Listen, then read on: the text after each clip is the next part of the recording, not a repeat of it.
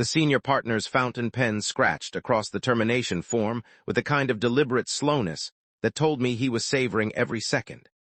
Richard Thornton leaned back in his leather chair, the kind that cost more than most people's monthly rent, and smiled at me like a poker player revealing a royal flush. "Your client retention bonuses stay with us, Harper," he said, sliding the document across his mahogany desk. "It's all right here in your employment contract. You built the relationship on company time with company resources. The Brennan account belongs to Thornton Wade and Associates, not to you." 8 years, that's how long I'd worked at this firm.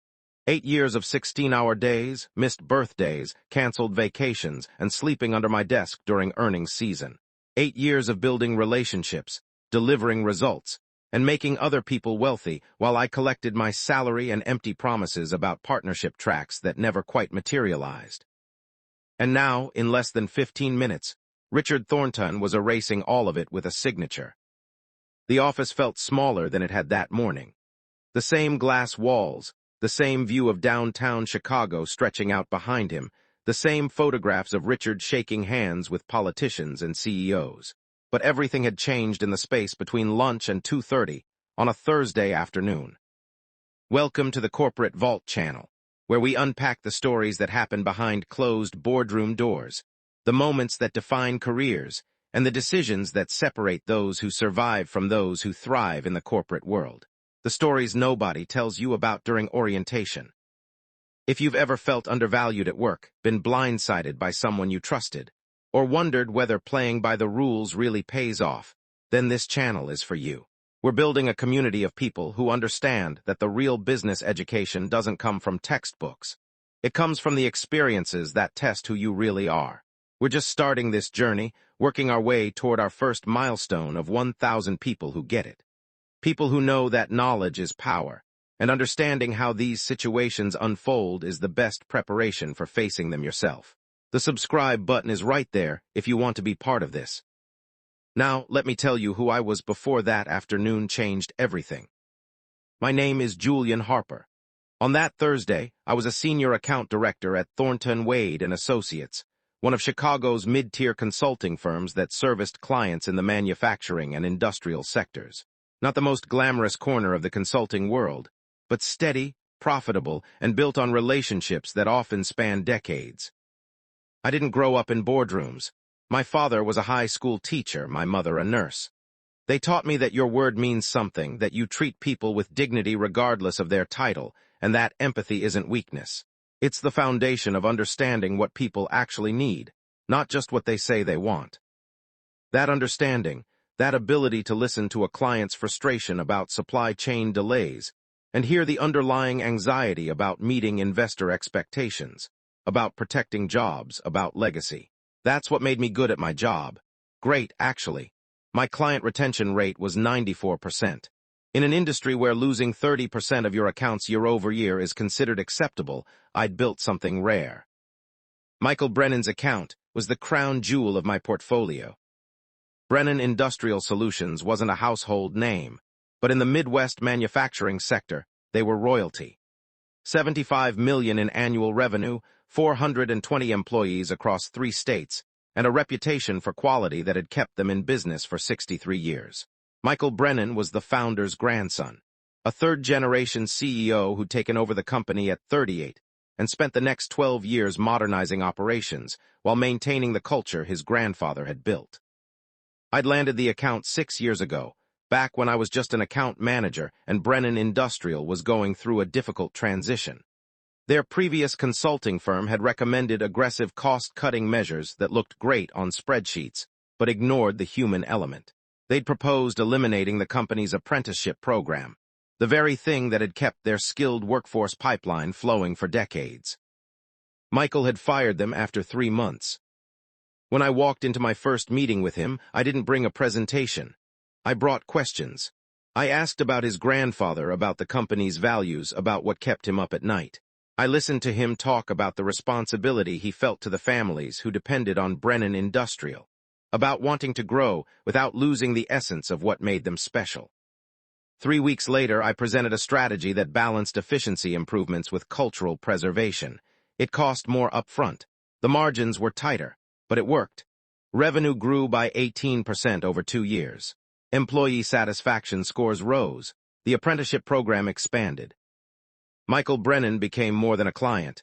He became someone I respected, someone I was proud to work with, and he trusted me completely. That trust was worth approximately $800,000 annually to Thornton Wade and Associates. For the past 4 years, the Brennan account had been billed at that rate, making it the third largest revenue source for the entire firm. And Richard Thornton wanted it for himself. The signs had been there for months, but I'd been too focused on the work to see the pattern. It started with small things. Richard began sitting in on my quarterly business reviews with Michael, something he'd never done before. He'd positioned it as senior partner oversight, a way to ensure client satisfaction at the highest levels. Michael had seemed fine with it, even appreciative that the firm's founding partner was taking a personal interest. Then Richard started scheduling lunches with Michael, golf outings, invitations to firm events where he'd introduce Michael to other partners, other potential connections. Building rapport, he called it, deepening the relationship between the firm and its valued clients. I'd actually thought it was good for business. 3 months ago, Richard had called me into his office and suggested that we redistribute some of your workload because I was at capacity. He wanted to assign 2 of my smaller accounts to junior associates and bring in Andrew Fletcher, one of the junior partners, to support the Brennan account. Think of it as grooming your successor for when you make partner, Richard had said, his smile all warmth and mentorship. You can't scale yourself forever, Julian. Learning to delegate is part of growing into leadership. It had made sense, it had sounded reasonable, and I'd been exhausted enough to welcome the help. Andrew Fletcher started attending my meetings with Brennan Industrial. He reviewed my strategy documents. He sat in on the weekly check-in calls. He was smart, polished, and eager to learn. I'd spent hours teaching him the nuances of the account, the relationship dynamics, the unspoken understandings that made the partnership work. I'd handed him the playbook. 2 weeks ago, Richard had scheduled a strategy session with me, Andrew, and 2 other junior partners. The topic was realigning account ownership to better leverage our institutional capabilities and reduce key person risk. Key person risk, that's corporate speak for you're too important, which makes you dangerous. Richard had presented it as a theoretical discussion, a best practices review of how elite consulting firms managed their client portfolios. He'd cited studies about partnership models and long-term sustainability. He'd made it sound like we were all collaborating on the future of Thornton Wade and Associates. But every example he used, every scenario he described, pointed back to one thing. My accounts should be firm accounts, not Julian Harper accounts. Relationships should belong to the institution, not the individual. I'd argued the counterpoint. Client relationships in consulting aren't interchangeable. People trust people, not letterhead. Forcing a transition without client buy-in damages the relationship and often leads to account loss. Every study on consulting effectiveness showed that relationship continuity was the single strongest predictor of client satisfaction and retention. Richard had nodded thoughtfully, thanked me for my perspective, and said we'd continue the conversation. I'd left that meeting with an uneasy feeling that I couldn't quite name. The feeling crystallized into understanding last Monday. I'd returned from a site visit to Brennan Industrial's main facility in Wisconsin to find an email from Richard marked urgent and confidential. He wanted to see me first thing Tuesday morning. No explanation. No context. When I'd arrived at his office at 8 a.m., Andrew Fletcher was already there, sitting in one of the chairs across from Richard's desk. The third chair was empty, waiting for me. That's when I knew. Richard had gotten straight to the point. The firm was making structural changes to how it managed key accounts. Effective immediately, the Brennan account would be transitioned to Andrew Fletcher as primary account director, with Richard maintaining senior partner oversight. I would be reassigned to business development, focusing on new client acquisition. Your talents are being wasted on relationship maintenance, Richard had said. You're a rainmaker, Julian. We need you hunting, not farming. It was a demotion dressed up as a promotion. Business development at Thornton Wade meant cold calling, attending networking events, and chasing leads that junior associates should be handling. It meant losing my bonus structure, which was tied to account billing. It meant starting over. Most importantly, it meant losing Michael Brennan's account. I'd asked why. What had I done wrong? Had client satisfaction dropped? Had delivery quality declined? Had Michael expressed any concerns?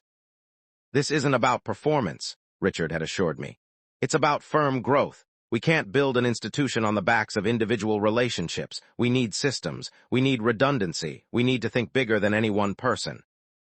I'd looked at Andrew, who'd had the decency to look uncomfortable. Then back at Richard, who was watching me with the patience of someone who'd already won. Does Michael know about this transition? I'd asked. We'll be informing him this week, Richard had said. Obviously, we wanted to align internally first. I'll be calling him personally to introduce the new structure and assure him that Thornton Wade remains fully committed to Brennan Industrial's success. I'd taken a slow breath, processing the implications, and if I decline the reassignment. Richard's expression hadn't changed, but something in his eyes had sharpened.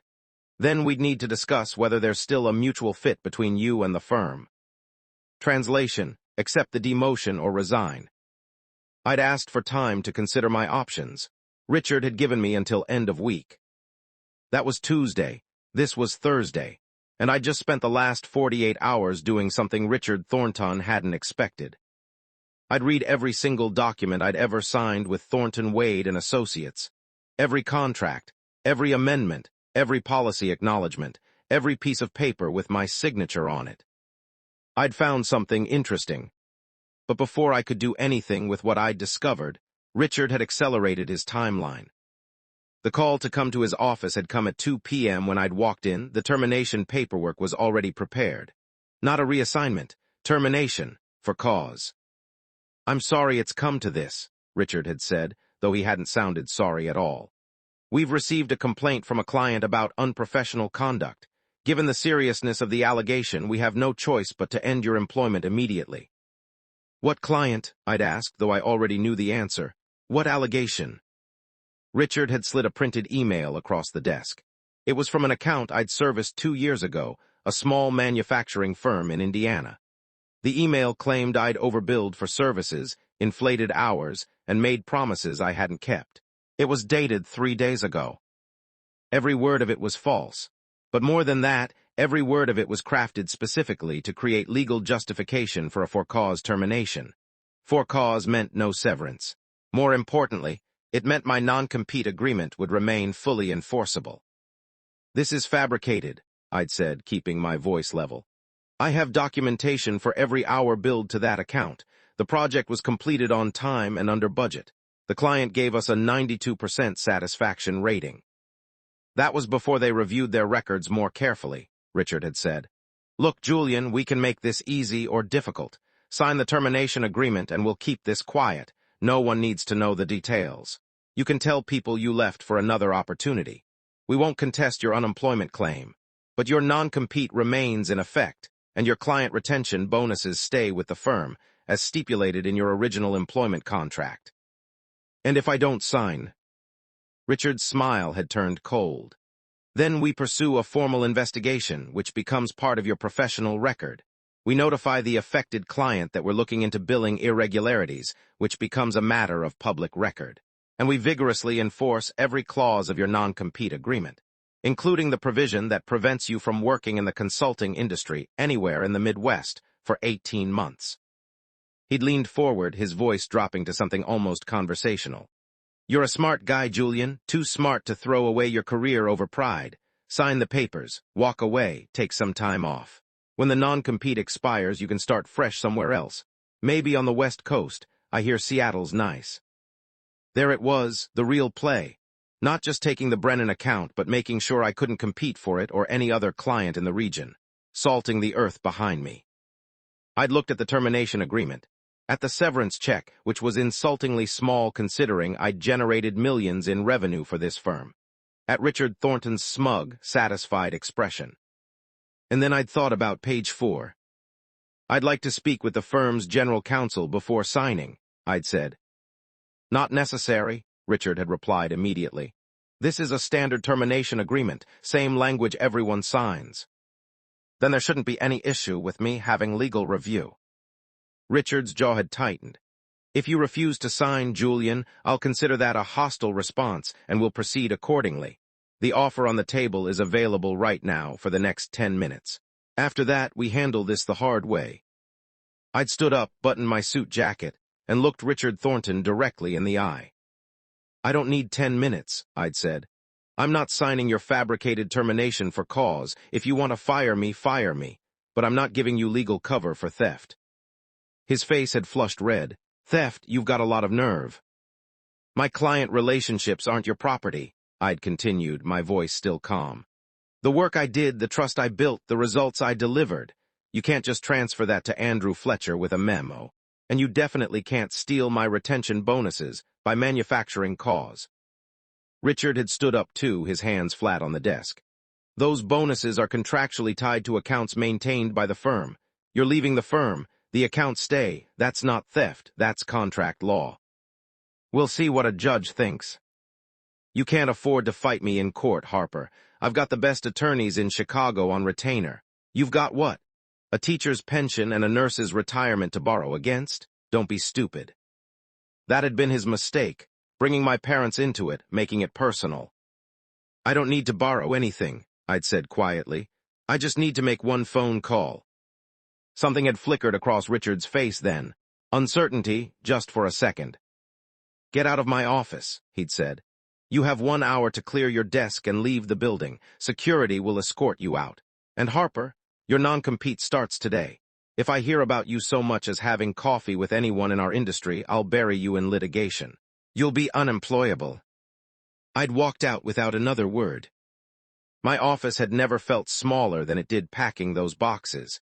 8 years of work reduced to a few personal items. The coffee mug my team had given me after we'd landed the Brennan account.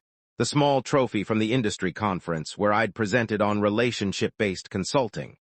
Photos of successful project completions, ribbon cuttings, client anniversaries. The junior associates had watched me pack with wide, nervous eyes. Nobody said anything. Nobody asked what had happened. In corporate America, public terminations are contagious. Get too close to someone who's been fired, and you might catch whatever they had. Andrew Fletcher had walked past my office twice without making eye contact. When I'd finished packing, security had indeed escorted me out. A professional humiliation conga lined through the office, past the conference rooms where I'd presented strategies, past the break room where I'd shared lunches with colleagues, past the reception desk where visitors had once asked for me by name. Richard had been watching from his office window as I'd left. I'd seen him up there, backlit by the afternoon sun, a shadow behind glass. He'd thought he'd won. He'd thought the Brennan account was his. He'd thought my non-compete agreement meant I was neutralized, powerless, removed from the board. But Richard Thornton had made one critical error in his careful planning. He'd been so focused on the standard employment contract, the standard non-compete language, the standard termination procedures, that he'd forgotten about something I'd negotiated 6 years ago. Something buried on page 4 of an amendment I'd insisted on when I'd first brought in the Brennan account as a major client. Something Richard Thornton had signed without reading carefully because he'd been too busy counting the revenue. I'd left Thornton Wade and associates with my boxes, my dignity, and a plan. Because the non-compete clause Richard was counting on to protect his theft, it didn't apply. Not to me. Not anymore. And Michael Brennan was about to find out exactly what his consulting firm had done. I didn't call Michael immediately. That would have been reactive, emotional, exactly what Richard Thornton would expect. Instead, I went home, set my boxes down in my apartment, and spent the next 4 hours reviewing every communication I'd saved from the past 6 years. Emails, meeting notes, strategy documents, project summaries, client feedback surveys, everything that documented my relationship with Brennan Industrial Solutions and my role in their success. Then I reviewed the amendment I'd negotiated back, when I was still naive enough to believe that good work would be rewarded with fairness. It was dated October 15th, 6 years ago, 3 months after I'd successfully landed the Brennan account, when it had become clear that this was going to be a transformational relationship for the firm. I'd gone to Richard and asked for a performance-based bonus structure tied to client retention and account growth. He'd agreed, probably because the account was still new, and he hadn't realized how valuable it would become. But I'd pushed for one additional clause, something my father had once told me about when we discussed contract negotiations over dinner. Always make sure you understand who owns the relationship, he'd said. Because in consulting, relationships are the only asset that actually matters. The clause was simple. Buried in the compensation amendment, under the section about retention bonuses, was a single paragraph that stipulated if I was terminated without cause, or if the firm attempted to reassign my primary accounts without client consent within 12 months of my departure, then my non-compete agreement would be considered void, as it related to those specific clients. The logic was straightforward. If the firm could demonstrate that the relationship was institutional rather than personal by successfully maintaining the account after my departure, then the non-compete served its intended purpose of protecting firm assets. But if the account was reassigned against my termination, it proved the relationship was personal, not institutional, and therefore restricting my ability to maintain that relationship was an unfair restraint of trade. Richard had signed it. His own attorneys had reviewed it. Apparently, nobody had thought much about the implications because nobody had imagined a scenario where Richard would fire his top performer and immediately reassign his biggest account. But that's exactly what he'd done. By terminating me on Thursday and transitioning the Brennan account to Andrew Fletcher that same week, Richard had triggered the clause that voided my non-compete, at least as it applied to Brennan Industrial Solutions. I wasn't bound by any restriction preventing me from working with Michael Brennan. But I still needed to be careful. The clause protected me legally, but relationships are more fragile than contracts. I couldn't just call Michael and trash-talk Thornton Wade. That would make me look petty, vindictive, exactly like the unprofessional person Richard's fabricated termination claimed I was. I needed Michael to discover the truth himself. Friday morning, I sent a brief, professional email to Michael Brennan's business address. Michael, I wanted to reach out personally to let you know that, as of yesterday, I'm no longer with Thornton Wade and Associates. The decision was not mine, but I respect the firm's right to make changes as they see fit. I'm grateful for the opportunity to have worked with you and Brennan Industrial over the past 6 years. Your commitment to your people and your values has been an inspiration. I wish you and your team continued success. Best regards, Julian Harper. Professional, gracious, completely factual. I sent it at 8:15 a.m. and didn't expect a response. Michael called me at 8:47. Julian, he'd said, and his voice had that edge of confusion and concern that told me Richard hadn't called him yet. What the hell happened? You're leaving Thornton Wade. I was terminated yesterday afternoon, I'd said, keeping my tone neutral. Richard didn't tell you. Silence on the other end. Then, carefully, no, he didn't. In fact, I just got an email this morning from someone named Andrew Fletcher introducing himself as my new primary account director. The email said you were transitioning to other responsibilities within the firm. That's not accurate. Clearly, Michael's voice had hardened. Talk to me, Julian, what's going on? This was the moment. I could tell him everything. About Richard's power play, about the fabricated termination for cause, about the theft of my retention bonuses. I could burn it all down. But my father's voice was in my head again. The truth is most powerful when people discover it themselves. I think that's a conversation you should have with Richard, I'd said instead. What I can tell you is this. I was fired yesterday for alleged cause related to a complaint from a former client. I dispute the allegation completely and have documentation proving the claim is false. As a result of my termination, the firm decided to reassign my accounts, including Brennan Industrial. That's all I know. Michael had been quiet for a long moment. Then, what are you going to do? Honestly, I'm not sure yet. I'm reviewing my options. Are you restricted from working with your former clients? That depends on the circumstances of my departure and how the firm handles the transition. It's complicated. Another pause. When Michael spoke again, his voice had changed. Not sympathetic, exactly. Strategic. Send me a copy of your employment contract and any amendments and the documentation you mentioned about that client complaint. Michael, I don't want to put you in an awkward position. You're not. I'm putting myself here. I've worked with you for 6 years, Julian. I know the quality of your work. I know your integrity. If someone's lying about you, I want to see the evidence. And if Richard Thornton thinks he can reassign my account like I'm a piece of furniture, he's going to learn otherwise. I'd sent the documents within an hour. The employment contract. The October 15th amendment with the clause about non-compete voidability highlighted.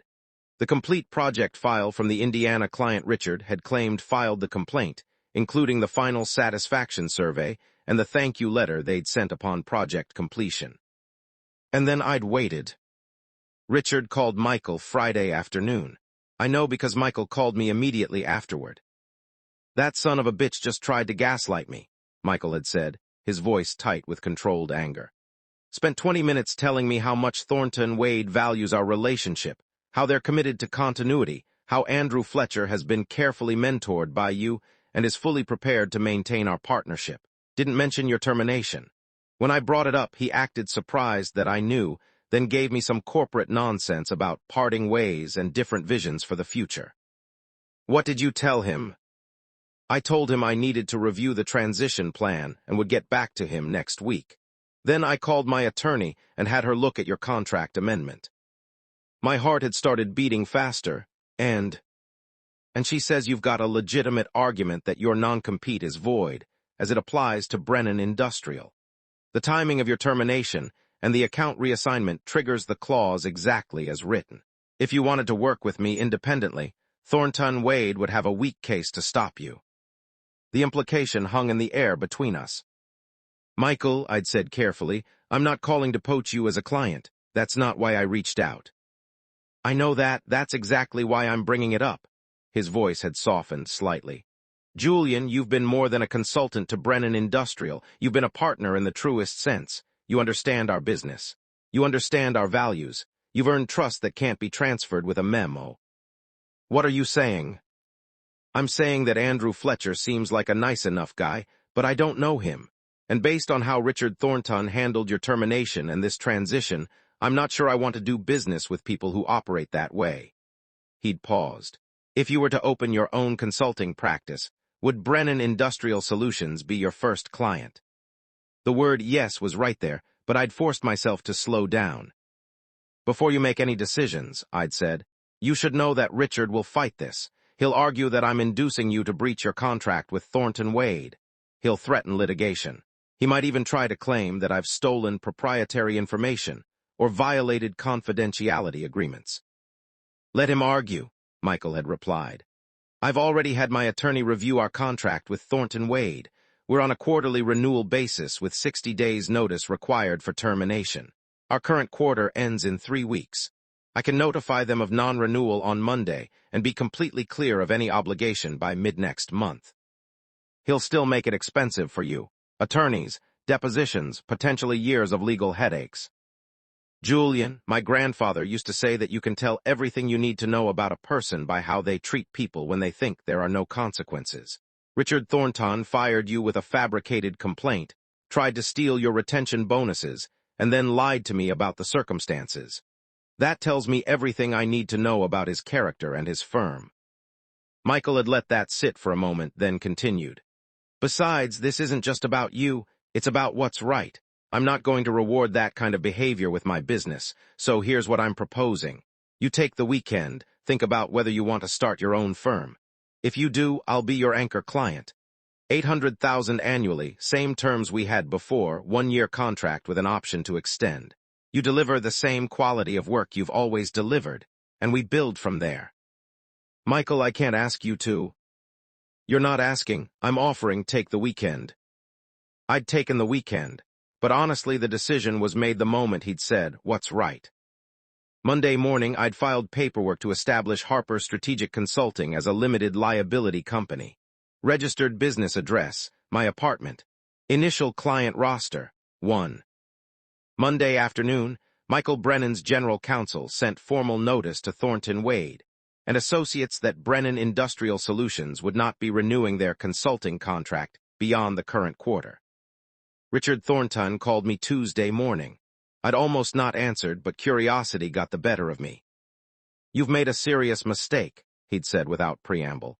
Tortious interference, breach of fiduciary duty, theft of trade secrets, I'm filing suit by end of week, and when I'm done with you, you won't be able to get a job managing a lemonade stand. You might want to have your attorneys review the October 15th amendment before you file, I'd said calmly. Specifically, page 4, section 3, subsection B, the clause about non-compete voidability in cases of account reassignment within 12 months of termination. Silence. You terminated me Thursday, I'd continued. You reassigned the Brennan account that same day. That triggered the voidability clause. My non-compete doesn't apply to Brennan Industrial Solutions. And since I haven't solicited any other Thornton Wade clients, I haven't violated any other provision of my agreement. I'm fully within my legal rights. You son of a bitch, his voice had been shaking. You planned this, you engineered this whole thing. No, Richard, you engineered this. I just read the contract you signed. I'll fight you anyway. You'll spend everything you have on legal fees before this is over.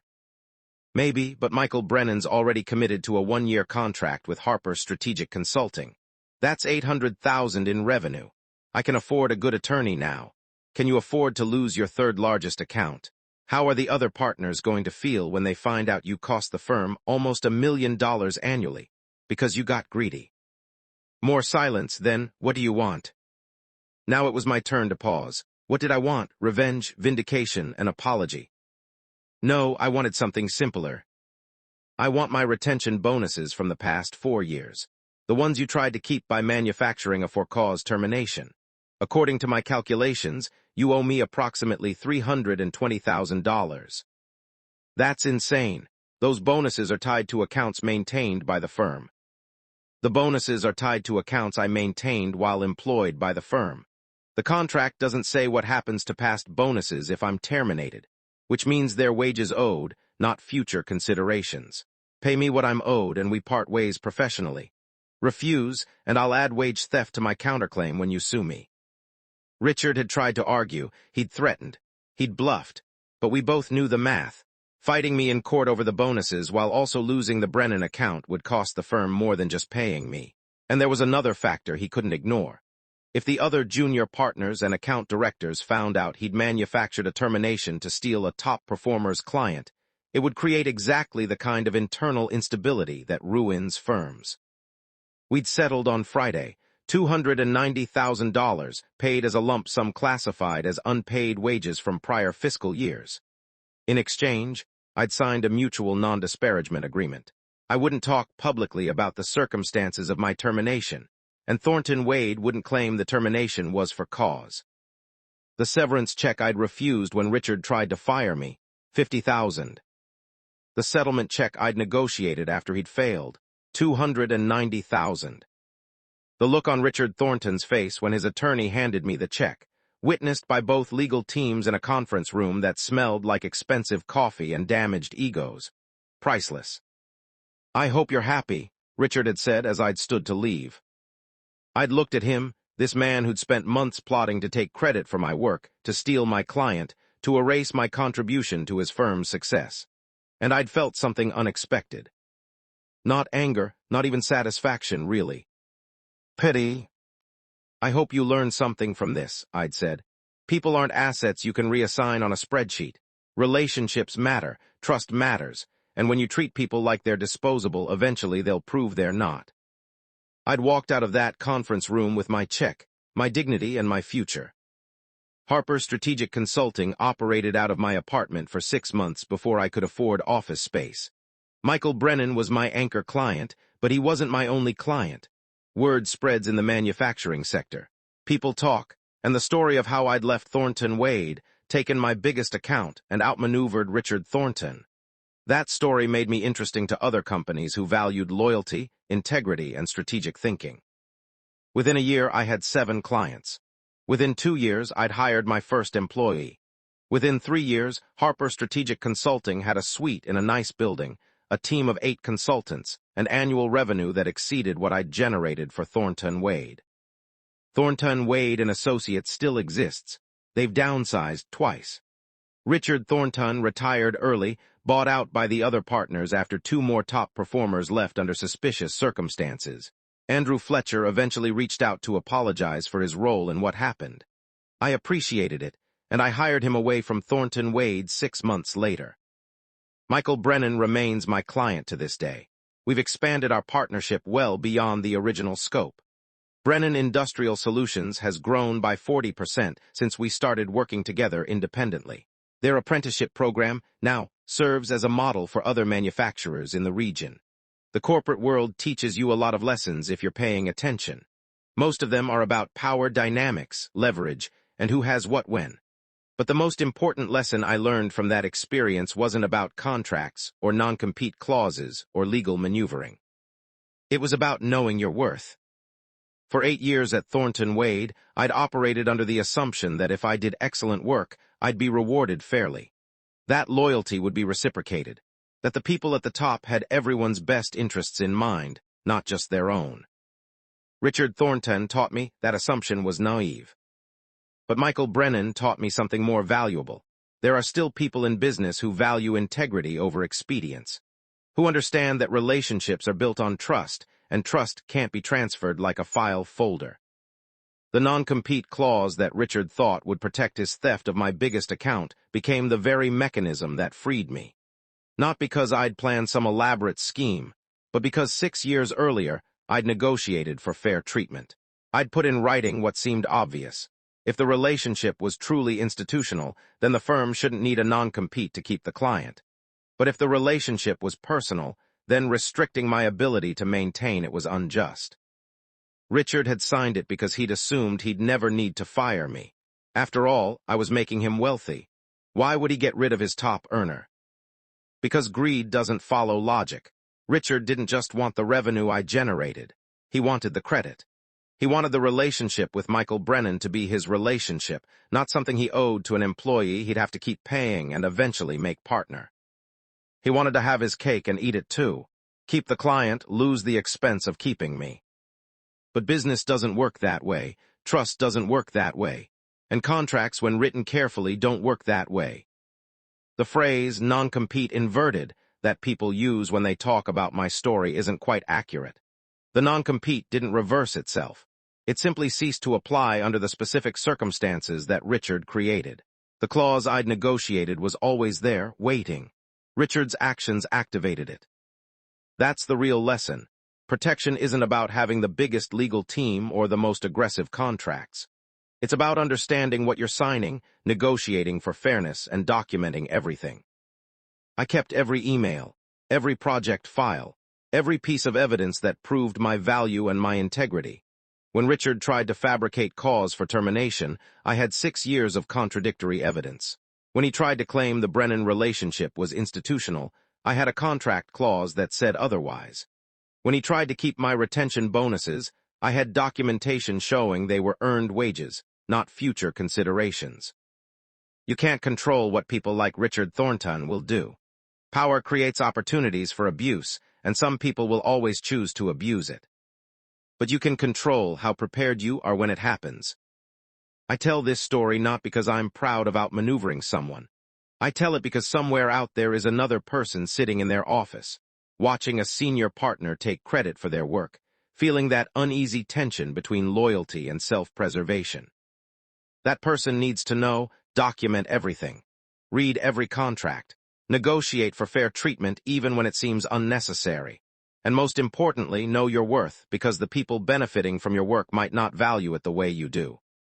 The corporate vault isn't just about secrets. It's about the mechanisms of power, the fine print that determines who wins and who loses, the moments when you have to decide whether to accept being diminished or to stand up and demand what you've earned.